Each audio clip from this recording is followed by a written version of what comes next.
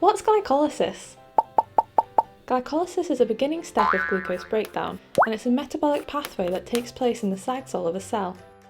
Using enzymes, a 6-carbon molecule of glucose is eventually broken down into a 3-carbon molecule known as pyruvate.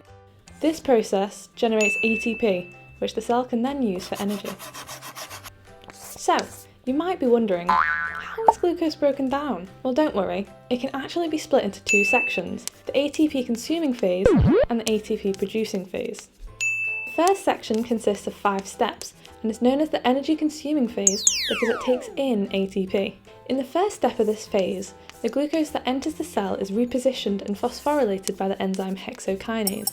This causes a phosphate group, given from the ATP, to be attached to the glucose molecule. The resulting sugar is then known as glucose 6-phosphate.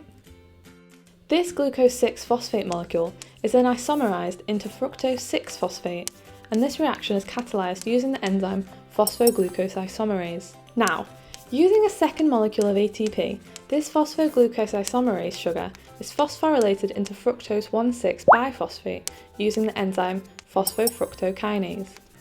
The fructose 1,6-biphosphate molecule is cleaved in half using the enzyme aldolase, forming 2 phosphate-bearing 3-carbon sugars, glyceraldehyde 3-phosphate and dihydroxyacetone phosphate.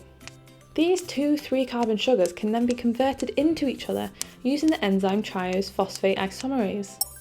This is important as the glyceraldehyde is the molecule that is carried through into the next section. So, the second section of glycolysis also consists of 5 steps and is known as the energy releasing phase because ATP is produced. The glyceraldehyde 3-phosphate from the previous section is oxidized by NAD+, and this leads to the production of 1,3-biphosphoglycerate, and this is catalyzed by the enzyme glyceraldehyde 3-phosphate dehydrogenase. Using the enzyme phosphoglycerate kinase, the phosphate group in 1,3-biphosphoglycerate then undergoes substrate level phosphorylation, so ADP is converted into ATP. This is the first ATP generating step in glycolysis, and the resulting sugar is 3-phosphoglycerate. The phosphoglycerate group that remains on the 3rd carbon is then moved onto the 2nd carbon, and this forms 2-phosphoglycerate, and this reaction is catalyzed by phosphoglycerate mutase. Then, the 2-phosphoglycerate is converted into phosphoenol pyruvate using the enzyme enolase, and this causes a water molecule to be released. The phosphoenol pyruvate is then finally converted into pyruvate. This reaction takes place using the enzyme pyruvate kinase and produces ATP from the phosphorylation of ADP. This is the final step in glycolysis, and because this final section takes place twice for each of the 2 3-carbon sugars produced in the first section, in total, there is a net gain of 4 ATP and 2 NADH molecules. The pyruvate can then be used differently depending on the condition it's in.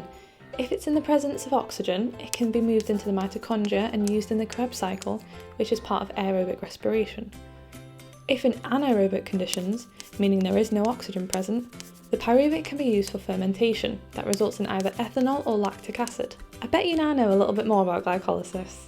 Thanks for watching!